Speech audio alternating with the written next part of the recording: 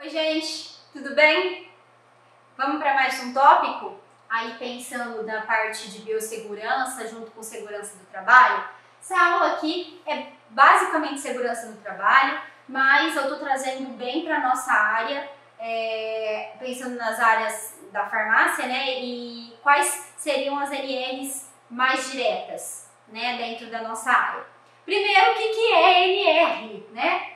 Normas regulamentadoras, as famosas NRs. No curso, nós já vimos uma, gente. A gente falou já da NR32.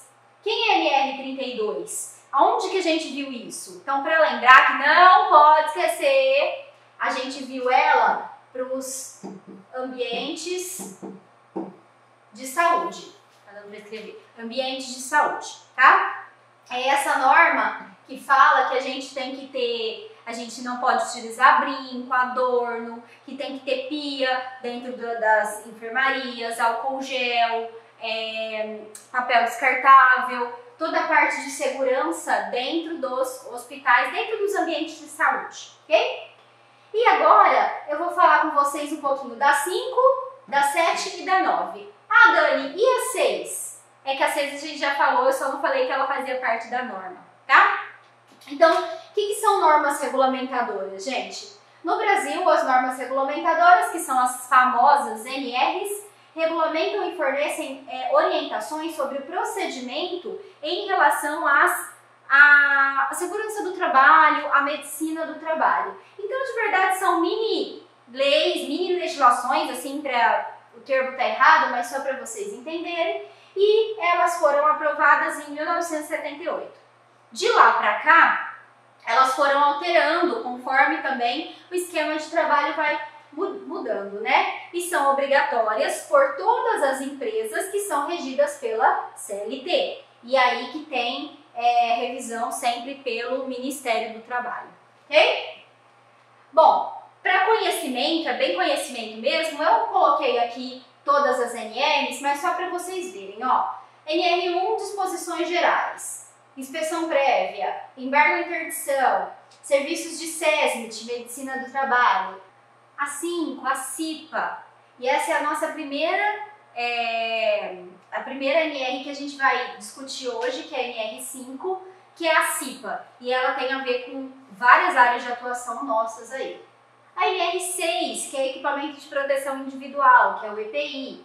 A NR7, que é o Programa de Controle Médico de Saúde Ocupacional, é o PCMSO, que a gente chama, e a 8 são pessoas que trabalham com edificações, a 9, o PPRA, que é o Programa de Prevenção de Riscos Ambientais, tá? E aí, quem trabalha com eletricidade tem uma norma, quem trabalha com transporte, movimentos e armazenagem, quem trabalha com máquinas e equipamentos, quem trabalha com caldeiras, qualquer área que você vier a trabalhar como funcionário, vai ter uma norma que uma ou várias normas que vocês vão se encaixar, tá? A 17 é a ergonomia, que a gente falou na aula passada. E assim, quem trabalhar com explosivos, líquidos combustíveis, trabalhos a céu aberto e assim por diante, tá? Eu só trouxe as normas por questão de curiosidade mesmo, para vocês verem que são várias. Aqui é a NR32, Segurança e Saúde no Trabalho em Ambientes de Saúde, que é aquela que eu já falei na unidade de hospitalar, tá? Hoje nós temos 36 normas vigentes, ok? E às vezes elas têm alteração aí. Aí essa norma existe para orientar como que é o EPI, como que é o funcionário, como tem que se portar, como que a empresa faz, esses são os critérios. Então, vamos direto para as nossas, né, que eu queria trazer nessa aula. Que primeiro, NR5, que é a CIPA, Comissão, o que significa CIPA? Comissão Interna de Prevenção de Acidentes de Trabalho, tá? E a CIPA é responsável por fazer a CIPAT, Semana Interna de Prevenção de Acidentes de Trabalho, tá? A CIPA é obrigatória para empresas privadas, públicas, governo, em cima das leis do trabalho, tá? E o que a CIPA faz? Que é isso que é importante a gente saber. promove a CIPAT, tá? Nós temos a CIPAT, que é realizada aí pela técnico em segurança, junto com o engenheiro de segurança e os membros da CIPA, né? A CIPA ajuda a identificar os riscos. Semana passada, né, na aula passada, nós falamos sobre mapa de risco. Aquele mapa com as cores de cada um dos riscos ambientais, a intensidade.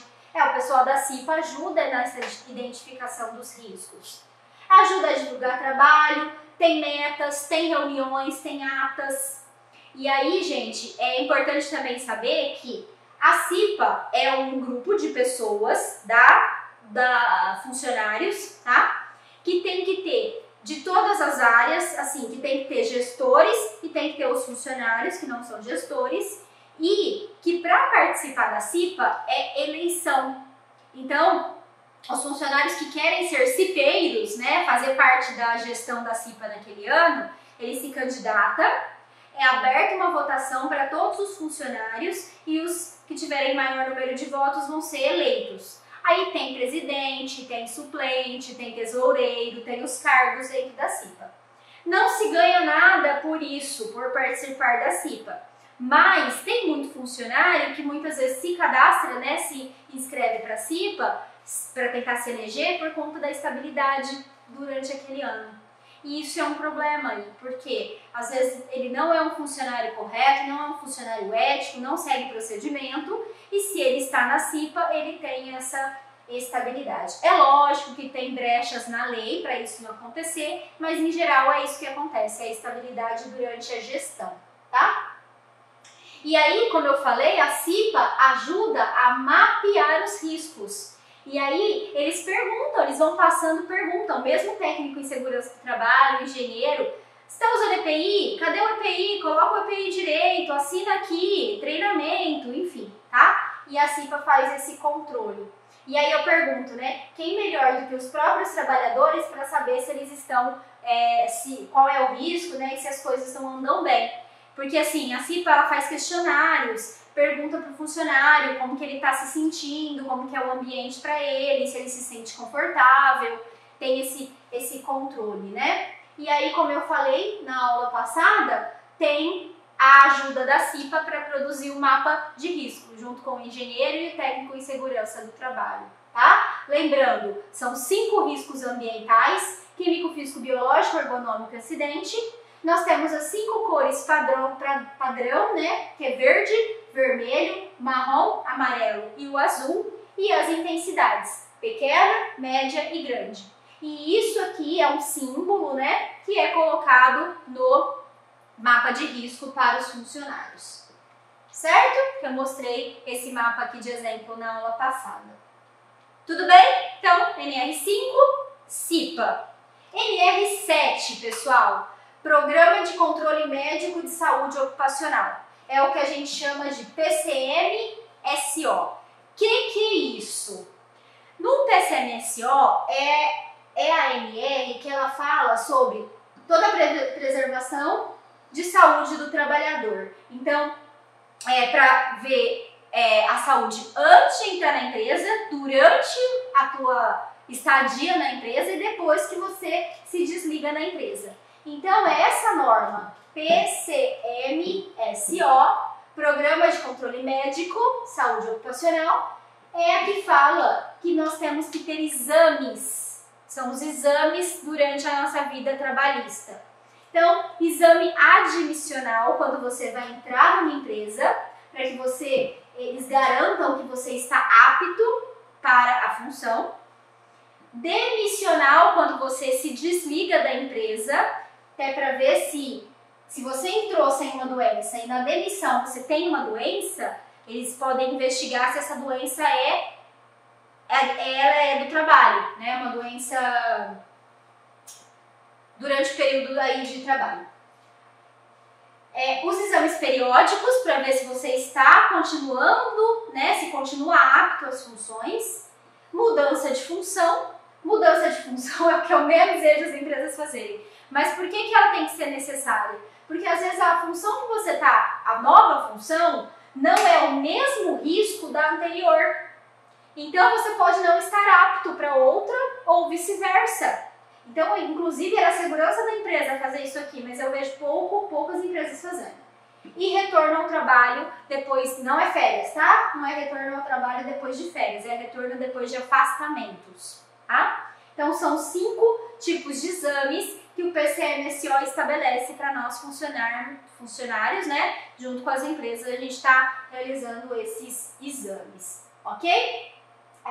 A responsabilidade é do empregador em solicitar esses exames e indicar os médicos especializados dentro da medicina do trabalho aí, tá? E aqui, quando você recebe, você vai ao médico do trabalho, você recebe 2 vias, meu desenho é ótimo, né? Vocês sabem, 2 vias iguaizinhas do ASO, atestado.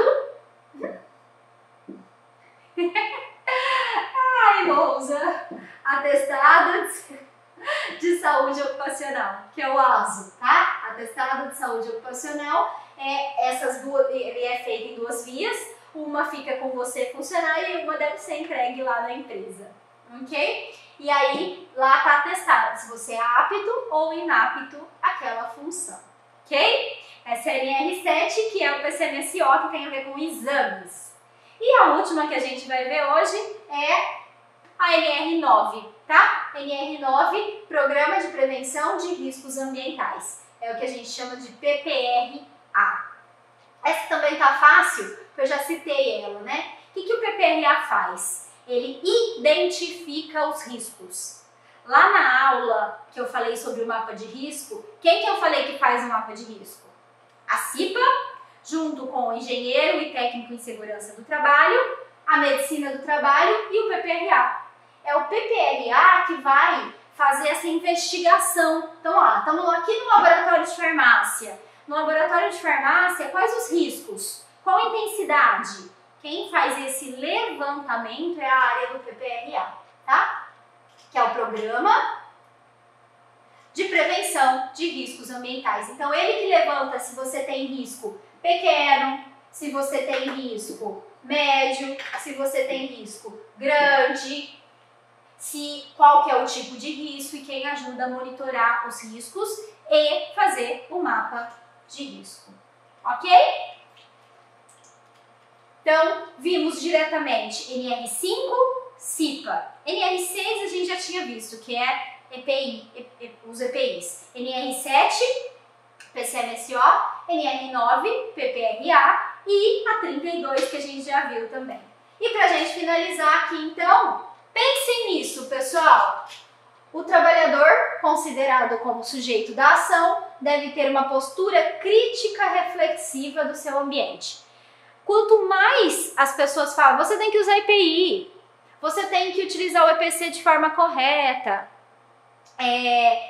a gente está falando justamente porque é necessário e porque você está exposto ao risco. Não adianta só alguém te obrigar a usar que você não entende o porquê. E geralmente quando o risco acontece, quando o acidente acontece, é que as pessoas vão dar valor nisso, né? Ou às vezes não, né?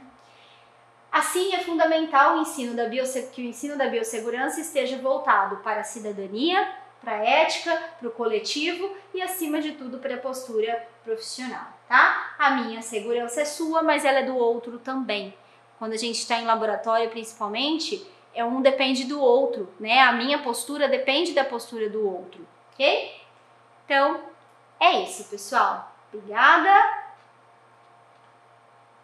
e até o próximo.